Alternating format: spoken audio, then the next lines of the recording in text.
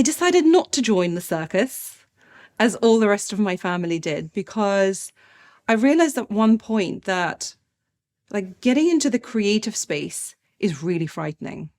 So in my head, whether it was a limiting belief, was this thought that in order to be successful as an artist, you have to struggle, you have to be poor, that you don't really make it in life. And I thought, you know what, I'm going to get into marketing. That sounds like a good place to be. So I go up to this guy and he's like, sells me this amazing job. And I'm thinking it's marketing, but it turns out it's recruitment. And I've never heard of that before. Hi guys, very keen to introduce you today to the Future Skills podcast, and today with my guest Maria Hvorostovsky, who has been in the headhunting and recruitment industry for over 20 years now and comes to us with a myriad of expertise and knowledge for our topic today, which is skills needed to become a trusted leader. Maria, welcome. Thrilled to have you in today. Thank you so much, Nadia. Really a pleasure to meet you in person and to talk to you. We've been in touch since probably the COVID times when we first interacted together online. And since then, I've been watching your content on the Anatomy of a Leader podcast that you've put together. And since then, you've had a myriad of interesting personalities that you've invited and talked about leadership skills. And now, given that we want to discuss the trusted leader and how to become one, I'd love to talk a little bit more about that aspect of how to become and group this type of leadership skills. Can you please let me know, Maria, as part of your upbringing, the childhood and the all of the years that have helped you become where you are today, what do you think were some of the traces that have been accumulated along the way? Is it something that you have seen as part of the headhunting and the recruitment roles as part of childhood or your upbringing, or was this a little bit more of a circumstantial type of route? What has it been for you? I think it's a bit of both.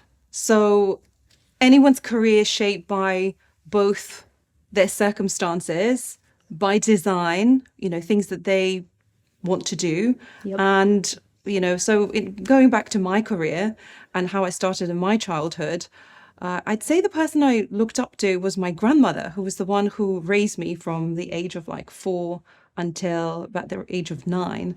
And her ethos was always get educated and work hard. So get a good job, stay in that job and kind of progress. But education has always been her number one thing. So I remember as a 6-year-old who couldn't read yet, I was literally begging her. I was like, please teach me how to read. Please, please, please. Because in Russia, which is where I grew up, you went to school around sort of 6 or 7. So Yep. It's not the same system as it is in the UK. So I just remember feeling very motivated from internally that's what I wanted to do. So I'd say that has always been with me. My family, so my mum, my dad, my stepfather, were in the arts. So my mom was a ballet dancer, my stepfather was an opera singer, my dad plays the flute. So I essentially grew up under the piano. So just sort of Interesting. sitting there, watching everybody performing. And to me, that was amazing. So in the very, very early years, that's what I wanted to be as well. So I wanted to be in the theatre. I went to do my A-levels. What did I do? I did biology, English, and theatre studies. So the most random subject. Yeah. Because that, the reading part, the theatre, the drama, and also understanding kind of biology, they all seem to make sense to me. But I decided not to join the circus, as all the rest of my family did, because I realized at one point that getting into the creative space is really frightening.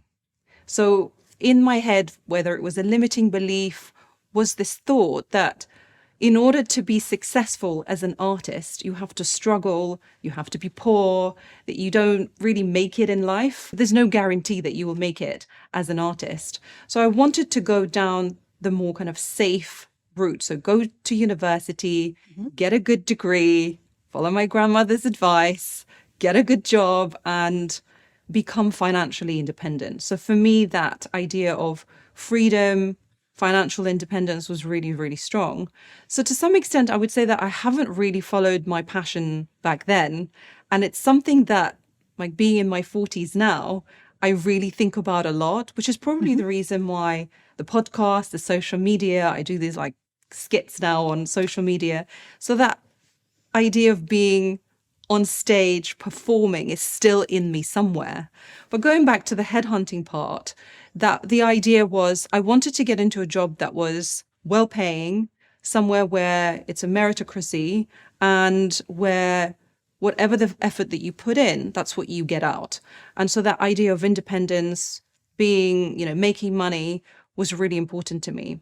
And I remember I went to a graduate recruitment fair and I thought, you know what, I'm going to get into marketing. That sounds like a good place to be. So I go up to this guy and he's like, sells me this amazing job. And I'm thinking it's marketing, but it turns out it's recruitment. And I've never heard of that before. So I'm like, okay, well, how hard can it be? And he puts me forward to a few jobs, which were all within recruitment. And one of them was with a very, very kind of like sell me a pen style recruitment firm. And the other one was executive search, which was focusing on more senior level positions. I don't want to say it was slower. When a person is really nervous and they speak really quickly, and then there's a person who's really confident and they speak really slowly, that was the difference. So the way that you would deal with people, it's not rushed, it's very intellectual.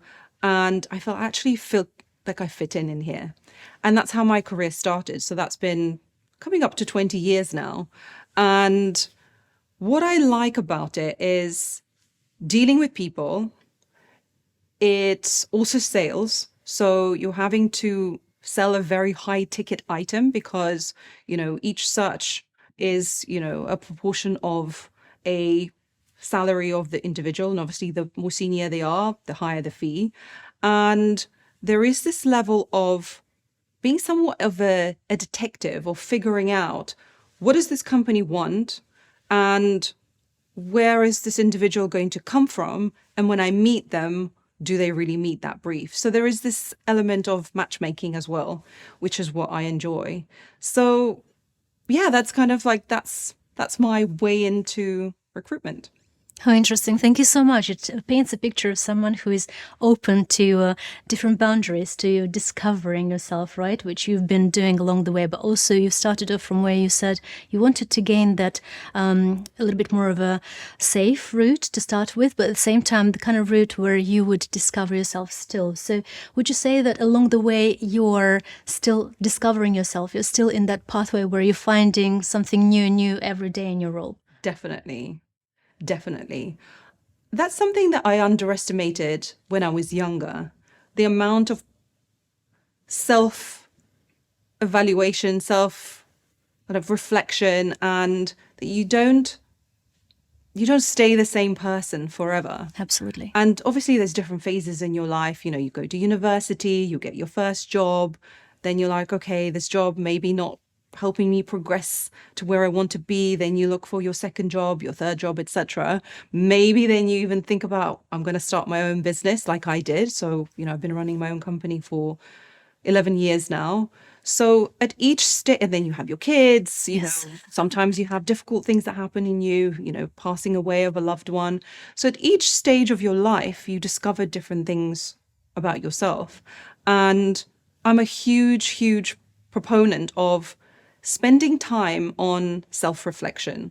So taking a moment to really think about, what do I want? Who am I as a person? And what am I good at? What do I enjoy? And how do I put all of those things and how do I connect the dots to craft my future, my jobs? I think so often, especially as young people, we think that we have to do what other people tell us to do in order to be successful. So like my grandmother said, study hard, get a good job, kind of like stay there. So that voice is in the back of my mind. And I wish that I spent a little bit more time listening to my own internal voice about what do I want and where is the best place for me to be. So that's something that I spend a lot more time doing now, because as you get older, you realize that, your time is getting closer to the final destination. Don't say that. But I think because I've had, three significant deaths in my family. So as a result, I have had to face the idea that we're not going to be around forever. And Being so, realistic in that sense. yeah. So, and I think as a result, it also forces you to think about, well, I don't have all the time in the world. So I might as well do something that I feel good about, that I enjoy. Sure, there's going to be hard moments, but instead of just not really doing the things that you feel fulfilled by, Yeah. as you age, it becomes even more important not to do that. So yes, at each stage, you get to figure out that you learn more about yourself. Such a wonderful answer. Thank you. I resonate a lot with that, Maria. Especially as you said yourself, there are stages when, you either grow yourself as part of the journey, then you're growing your kids as part of the journey, and then trying to figure out what type of skills would you want to pass on to them that are relevant. And at the same time, you still live your life and you're uncovering yourself. And as part of that, you kind of need to figure out what are the kind of habits that are shaping up my behavior at the moment and then shaping up my interests in return.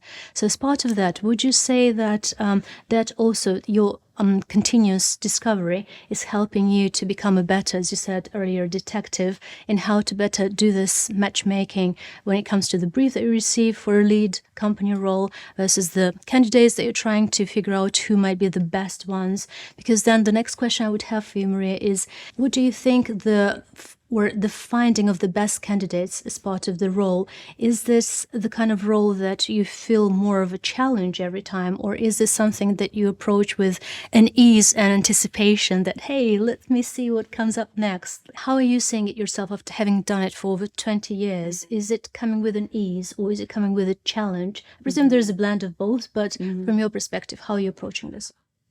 To me, it's always exciting to start. Like the beginning of a search is always the most exciting part. And to some extent, I quite like the not knowing, because quite a lot of the times when you've done the same search, you already know what the challenges are and how hard it is. And sometimes, especially if I'm starting something very, very different to what I've done before, because the way I work is that I don't work from a database. Each search is completely from scratch. So it's thinking about, where is the best person for this going to come from? Do I know a person that I can speak to that can help me point in the right direction? Who can help me draft a company target list of which companies to look into? Where else am I not thinking about it? So it is like being a detective. It's thinking, how do I find out where the best people for this would be? So for me, that process, I just love that. Even when I was, in the previous companies that I worked with, I used to pretend that I was a spy and I was trying to, figure out like who everybody is and, where are these people? So I still get that sense of excitement, and figuring out what the right profile is for the company is dependent on making sure that you get a really great brief from the client. So as with everything, it takes practice. It takes, doing something over and over and over again, asking the same questions, figuring out what questions that you didn't ask that you need to ask in the next one. So getting that brief right is really important. And then almost trying to like wipe your memory and trying not to rely on your knowledge. I think that beginner's mind. And I think this is where young people really bring a lot to the table, where it's very powerful what you don't know, because it prevents you from going down this route of making assumptions just because you know that you can almost ignore all the other possibilities. So when I start, so as I said, wiping the slate clean and starting almost, if I don't know anything, where would I look? And that ensures that you're really looking in not the most obvious places. And with a search, I mean, just to give you some ideas about numbers. So for any particular search, I would look at maybe thousands and thousands of LinkedIn profiles. I would reach out to maybe 100.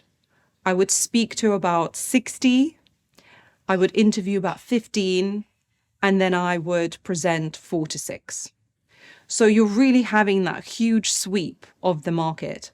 And that's really where you get a very good sense of how does everybody compare to each other. You get a good sweep of knowing that, these people will never be interested. These people, location, salary, opportunity may not be right. But then you get a more of an understanding of how everybody's sort of benchmarked against each other. And then you get to the best people. And it can take some time. Like you're talking about, 6 to 8 weeks to do that process. It is not an easy process to what it looks like. It definitely requires a level of complexity. As part of your then comparison, when you come through sifting a myriad of candidate profiles and then shortlisting the ones that would go through the telephone stage and then from there that stage over to the interview stage, do you guys have some form of a rate card? Or how would you then endlessly compare the candidates? Or I appreciate that you're taking notes. As a detective, I'm viewing yourself now as a little Sherlock Holmes, in the headhunting space. At the same time, how do you make your decisions? Because ultimately you two are becoming a decision maker in the recruitment process. For many, I would think it's a life-changing opportunity to be presented by yourself over to a leading role in a big company. So how does it work? Sure. So for each search, once you have the client brief, it's figuring out what are the criteria that we absolutely need. So it's the must-haves and then it's the nice-to-have. So the must-haves could be, this person needs to come from, marketing background. They need to have worked with a founder, for example. So, if it's working for the founder, they must have manage a team of, more than 5 people. So very concrete things. Each brief is not always about concrete things that go on your CV. It's also, what some people may call soft skills. So, conflict management, leading a team, gravitas, ability to roll your sleeves up, things like that. So you would come up with maybe 10 criteria and maybe 5 really the top ones. And sure, you can rate people, out of 10, depending on, who you're speaking to be able to say, well, this person is, a 9 on, managing conflict. This person is a 7 on leading a team, or perhaps they don't have, they have not led a team before, but they have potential to step into that. And you would look at all of those things together. What I find fascinating, though, is you can also get things wrong. Like as a headhunter, you can get things wrong. And I'm very conscious of that. So, in my experience, I've seen other consultants, for example, not choose some candidates based on perhaps this, scorecard, because maybe they don't fit it in. And then somehow they still end up in that role that they were headhunting for by somebody else. So I would take all of those things with a pinch of salt, as they say. And I call these candidates sort of like wildcard candidates, where perhaps they don't 100% fit everything that the client has said, but there is something about them, or perhaps, they may be missing one element, but the rest of them are great. Because like people are not scorecards. So as much as we would like to use data and, reduce the bias, and I'm all in favor of that, people still work with people. So there is that somewhat intangible thing that kind of gets missing. And we have to be very, very aware of, when interviewing, not to be so drawn in by somebody who you like, and still take a step back and go back to their experience and, the behavioral interview. But we're still human beings, and it's still a part of that process. So yeah, as I said, people are not scorecards, but it does help to keep you more consistent when interviewing individuals. Because if you're only swayed by, how they come in person and you don't have that scorecard, then you may not ask the right questions to be able to determine if the person actually fits the brief, or be so drawn into them, like the whole halo effect, that you just, you don't probe them. And likewise, if there's somebody who you don't quite connect with, you might just drill them so hard on those questions, and not really kind of keep more of a cool ahead. So I'm always in favor of leaning into the polar opposites. So lean into the scorecard. That's going to help you. But likewise, lean into the personal stuff as well and be able to balance the two. Maria, you're inspiring me now to two questions at the same time. And I kind of can't decide which one to ask first because both of them are quite interesting by the sound of it. First, the scorecard. You've just talked about the data and how it influences, to some extent, the decision making. I'm wondering, as they talk about these days, AI is going to take a lot of roles in the future of people, be it, the lawyer, be it some other professional in the field. Do you think there's some chance in the future that an AI can become a recruiter, a successful one? I think they already are. I think there are companies that are already using AI and data to be recruiting. And it's very effective, especially in the very, very early stages, or with companies that are looking for a very specific person with a specific set of skills. All you need to do is just replicate that. That becomes more difficult at the senior level, or when you're looking for something that you already don't have a data of within the company. So for example, if you're recruiting your fashion company and you want to be hiring buyers, and through your experience that this is exactly the criteria they need to have, this years of experience, this type of a profile, and you already have data internally that you can look for it.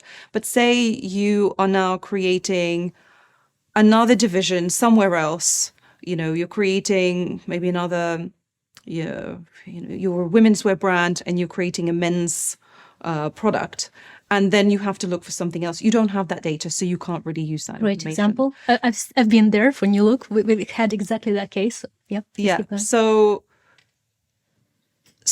companies already using AI. Is it going to replace it? I mean, how many jobs is AI going to be replacing? Quite a lot. I think it's really difficult to say.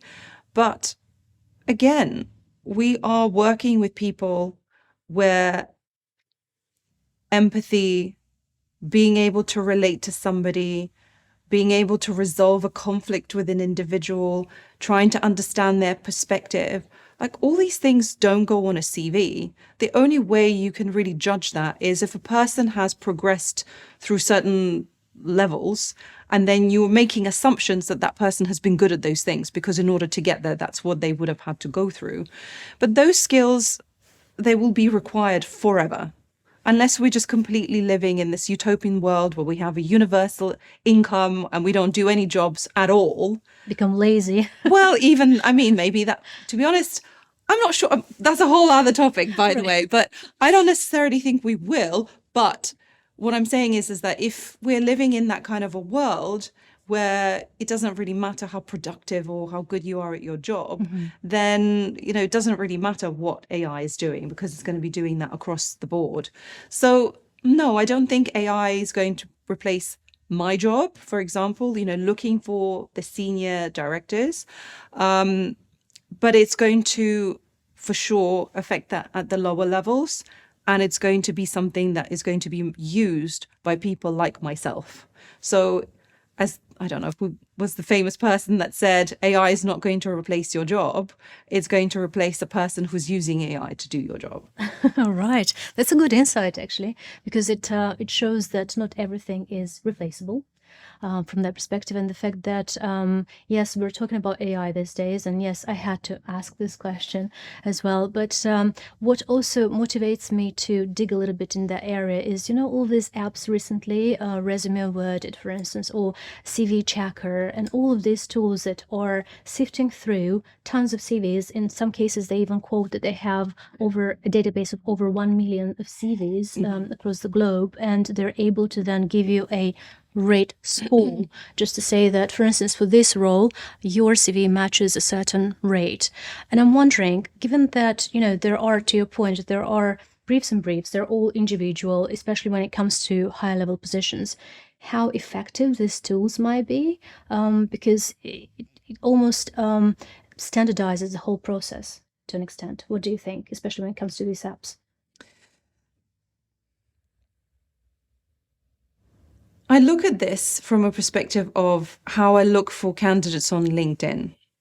So LinkedIn is an amazing tool, and in some ways we're already using AI within that to search for people. So if I'm looking for a marketing director with a children's wear brand, I can look for those keywords already on LinkedIn, for example, and it will, come up with a list of people that kind of match that. So I'm because I don't use the apps, I can't talk from that experience. So I'm using LinkedIn as an example. Yep. So it will come up with, lots of profiles, and I'm like, okay, this person looks good, this person looks good, this person looks good. Let's add them to the long list. And, I'd look at their picture, I'd look at their title, I'd look briefly what, the CV looks like. And then I will have a conversation with a very trusted connection that I built a relationship with, for many, many years. And they say, you have to speak to so-and-so. And then I look at their profile on LinkedIn and it's terrible. And I speak with this person, I interview them, and they're amazing. So how you present yourself on a CV and how you present yourself in the digital world is a skill in and of itself. So I think it's important for everybody, especially kind of younger, to build that profile so you are searchable, that you are found. Mm-hmm. But it's not a perfect system because, garbage in, garbage out, so to speak. So if you don't put the right information in, you don't get the right information out. So from a headhunter's perspective, I need to use the systems and the tools to find the right people, but I also need to know that that's not a perfect process. And then I need to look for more like human, slow ways to find other people as well. So yes, I think AI is really helpful in that, but it also means that we need to train the humans how to use that system to their own advantage, that they're making sure that they are found by that system. Very well said. I can't agree more, especially when talking about the searchability and, how you present yourself in the digital world and how you present your CV. It kind of needs to have that matching across the board. And then when you come and talk to a recruiter, I'm just talking from the perspective of a candidate, you really need to know how to position your CV so that it's not too much miles away from how you're getting presented over a phone interview or a face-to-face interview. Let's delve a little bit into that stage, especially the phone interview. And I know that this probably behaviorally, this would uncover various skills along the way when you're talking to the people at each stage of the interview. But what would you say are some of the most difficult questions that you might have asked during the telephone interview? And then we'll delve into the next stage. Okay, so on that, my telephone interviews tend to be what I call telephone interview screening, tend to be quite short. So, and in fact, I try to keep them between 7 and 15 minutes because the so stress-free. Yeah, so process is, you got in touch with somebody over email, LinkedIn, you arranged to have a conversation. And for me, it's very important to keep that conversation relatively short because I don't want to spend an hour with somebody. It's a bit like dating. Like you don't want to go for like an hour date. Fair enough. You want to go maybe for a 15-minute coffee, figure out, ask the right question, get the vibe, and then you might want to sort of schedule a longer conversation, date, whatever. So for me, it's very factual. It's the things that, as a headhunter, I'd be like, tell me about your experience. So the questions in themselves are not really complicated. It's more about what they're giving me. And in that, tell me about yourself. I want them to be short. I don't want them to tell me a 40-minute, history of everything they've done. Absolutely. I need them to be very, very succinct. Then I'm probably getting a sense of, do you manage a team? This is for senior level. Do you manage a team? What's the next step in your company? So getting a sense of, is there progression for them?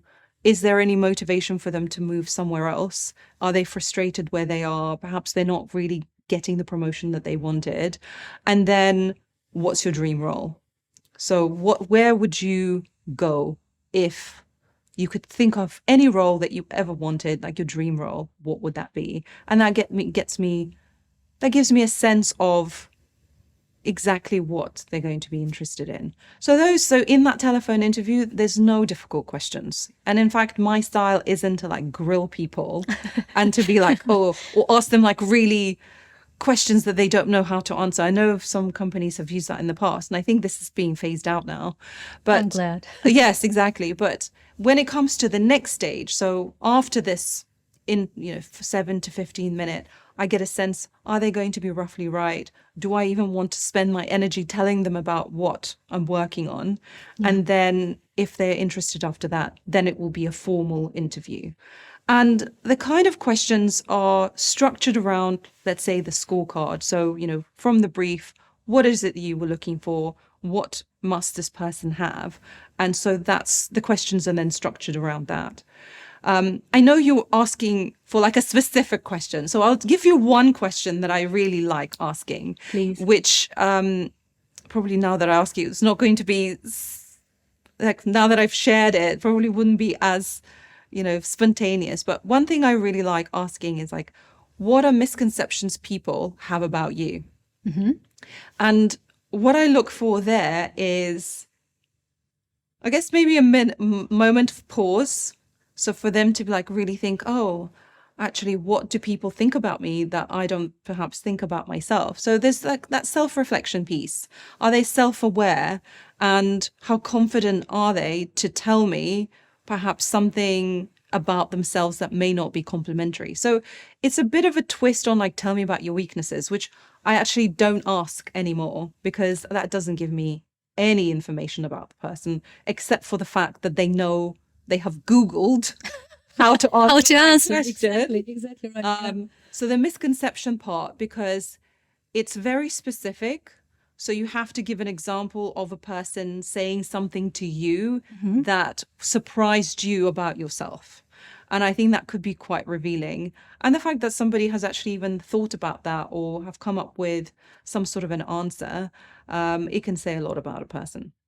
Maria, I think by hearing such answers coming from yourself, from someone who has been in the recruitment industry for such a long time and who was willing to share such crucial information, as I find it, for those ones who are either appealing or trying to find their way into a career initially, or those ones who are changing careers, or whichever stage they might be. This is really crucial, I find, because, as you said yourself, asking a very Googled question such as, tell me what your weaknesses are, is definitely just a method of getting them to prepare standardized answers as part of their bank of answers, which, a lot of people in the industry are advising to do, to just have, standardized answers, have them already ready to be aired when they're being asked, and that's it. But actually, that doesn't necessarily reveal neither the level of honesty, neither some of the key particles of that person or the individuality of that person that could help you identify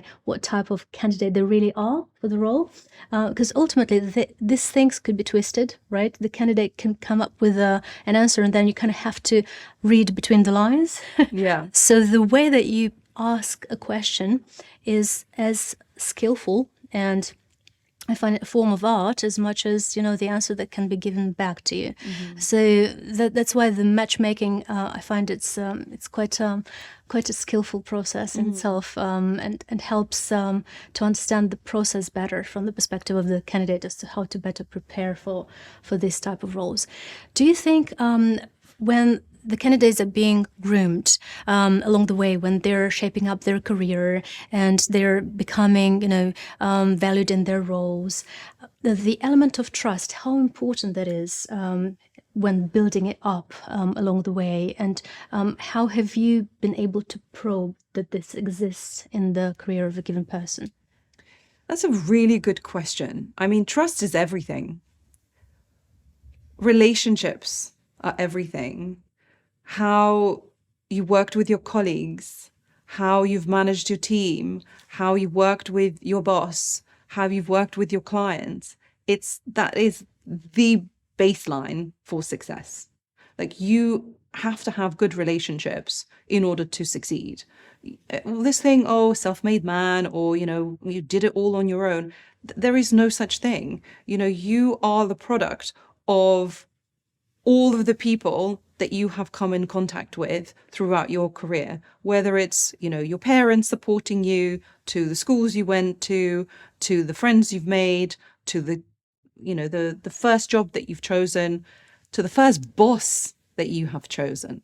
And I mean, this is something that I'll touch on as well, because choosing your boss is the number one thing in your career.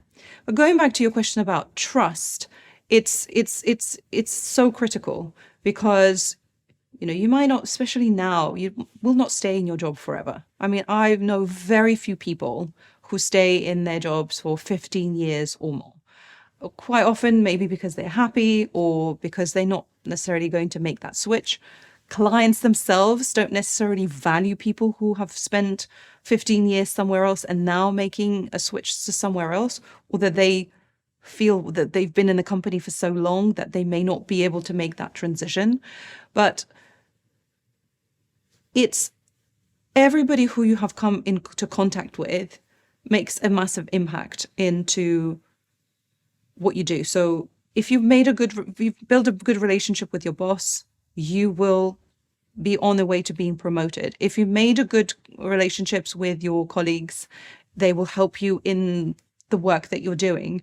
If you've built good relationships with your clients, external people, then they're the ones who are also singing your praises. So there is somebody who I interviewed on the podcast who is the most amazing woman. Her name is Angela Cretu. She was the CEO of Avon for 25 years.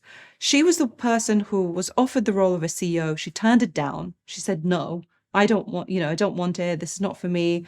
I'm not the person to lead this company. And I would highly urge to watch that episode, especially if you're female, because she's one of the most amazing women. And she talks about how the reason why she was asked to be a CEO is because the board went and they spoke to all of the people and they said, who do you think is the person who needs to be CEO? And her name came up from all the people that she has worked with. It's amazing. And essentially she built such an amazing relationship with all of these individuals that they said, she's the one. And I even talking about it just gives me goosebumps. I say that every time, when I speak to her, but that is the power of,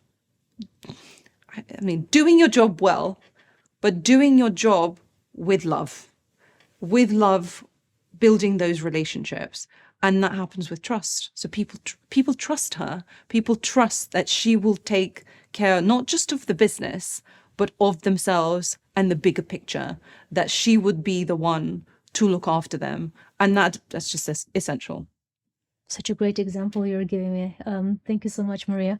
I feel that, by hearing about this type of immersive experiences, we're not only helping the others, the younger generations, to get educated into the field of, but also be prepared for the bigger life, because it's not always the case of, just turning into the short-term experiences. You're building your reputation along the way with every single experiences where you're in, because the word about you travels. Yes. Ultimately. Especially now. Especially now where everything is visible. You can get hold of anybody. You can speak to anyone saying, what do you think of so-and-so? It's very hard to avoid that. So yeah, that is paramount. I remember once when we'd been at Quest in my prior company to find a person who would help us with a particular service, a marketing service, a consultant. I remember that there was a person in the company who was asking, can we search on perhaps LinkedIn and see if there's some form of a rating of people for their services, to try and figure out what else can you learn if you're completely in no knowledge of what that person is. And you can't probe that by asking, from some other clients or so.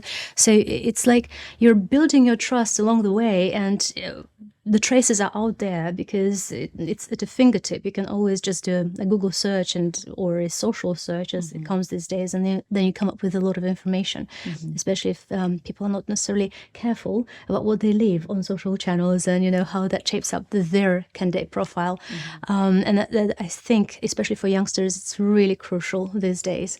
And then I suppose, as part of the last few questions for today, I'd be very interested to find out from your perspective, I don't know, you've got kids, you're a mother of two, and you yourself are perhaps very interested in terms of the types of skills that you would pass on to them and what's important now to them. And they're a completely new generation. I completely forgot about, to keep track of Gen Z, Gen Y, all of this. Gen Alpha. There you go. I don't know what generation they are. I mean, they're 5 and 4. I need to cross-check that. Yeah. Because mine are probably similar in that sort of age range, but it's definitely the case of another topic that we as mom, as parents, need to have a think about. What type of skills are out there for them?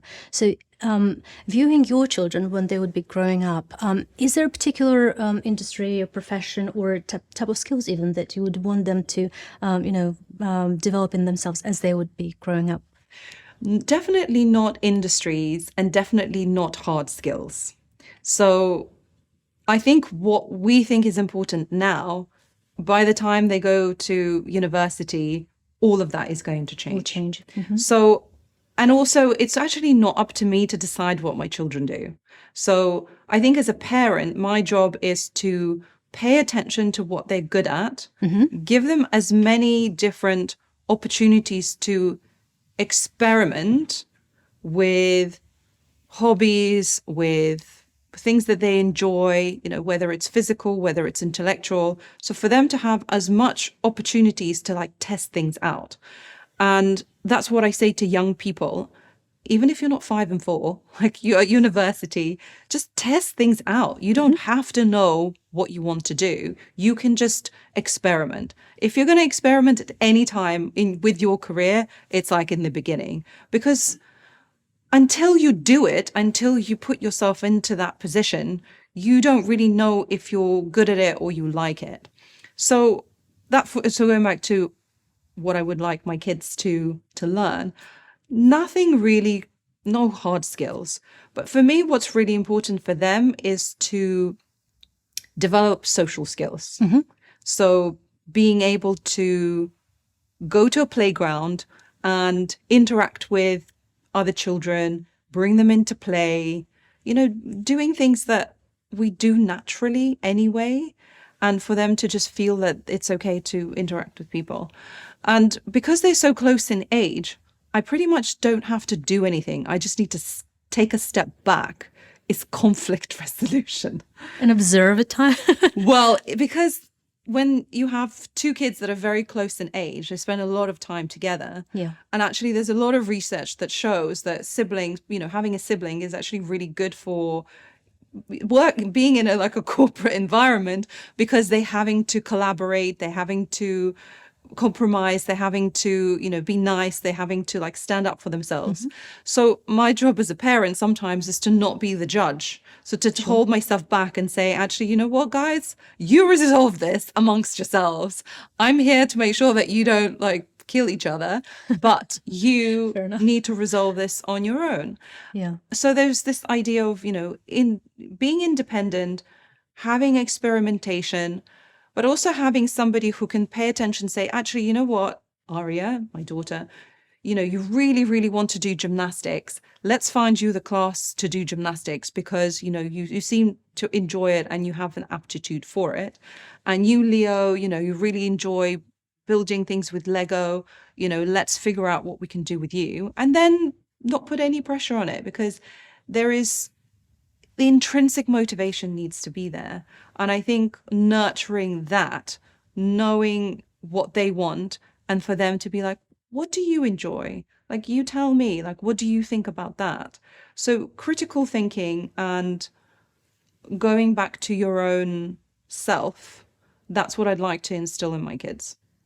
Thank you so much for this, because we're approaching to another question that I usually ask at the very beginning, but because, as I can see, children are our teachers at times, quite nicely. This reminds me of the question that I was intending to ask you at the very beginning, and that is, how would you describe yourself in the 3 words of your choice? Well, I said 1 already. Detective. Yes. I think that very easily. I can see that through. So detective, a listener.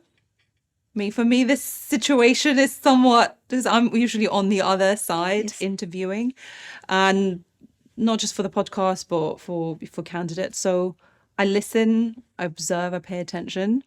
And then the third would be a connector.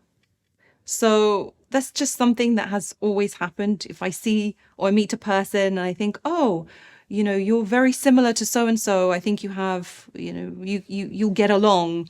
Or, oh, you're looking for, I don't know, a gardener. Like I have somebody, here you go. So not just being a headhunter, but just in general life, I like to connect people. I like for them to know each other, that they can benefit from my network. So yeah, so detective, listener, connector. Thank you. Thank you, Maria. I think I can see that through in you for sure. And that paints up quite nicely the picture about who you are as a personality, but also how you deal in your day-to-day life. Is there anything that you feel that we might be discussing as part of the end question and to propose for the audience as our last question for today's interview? So for me to come up with a last question? Yes, because you're a podcaster yourself. And what, to myself? Yes, yes. I was not prepared for that. I know, I haven't talked to you beforehand, but I kind of feel that, I'll tell you, I'll be frank, the kind of question that I had prepared for you after that was, tell me please, from all the interviews that you had as a podcaster yourself, I'm sure that there were some people that you felt, oh my God, as you said, goosebumps, from the interview answers that you've heard. So perhaps people who would have motivated you from there, but you've given me the name of Angela, right? So I kind of felt that you definitely were struck by those type of answers. Hence why I thought maybe there is something that I might have not asked you, but you wish I had. Was there anything out there? I mean, how long is a piece of string, right? Because there's so many tangents we can go into. I mean, I know your audience is obviously, students, and, how do they figure out what the next step for them is? Like, how do they figure out how to choose a job and what skills to develop? And I guess it's less of a question and more of a more of an insight. Go and experiment, go and test things out. Don't be in your head. Like, do things, like spend more time doing rather than thinking. I'm all about thinking and strategizing, and that's fine, but just like put it into reality. Whatever you're thinking in your head, make it meet reality, that you will get feedback. Don't think that there's only one right answer. There's many multiple things. And spend more time reflecting on who you are and what you want. So constantly ask yourself questions like, what do I want? Like, what is going to bring me satisfaction and enjoyment and fulfillment? And that's not in a selfish way. It is more about how you bring what you're good at, your strengths, your values, and how you make that valuable to the world. Because when those things align, that's when you get into flow and things happen for you. So, yeah. Thank you so much, Maria. I felt first, even though the days when I've been applying for roles initially, when building up the career, are long ago. There's plenty of days and now almost 2 decades. But I've learned quite a few new things myself today. Thank you so much for that. And as I tend to believe, as part of all of these interactions for the podcast interviews I've started to take, and I feel very fulfilled, it's also the fact that to me personally, it's also a gift of content. So I felt that I've received today a gift of content. Thank you so much for that. Thank you. It's been a pleasure having you. Thank you.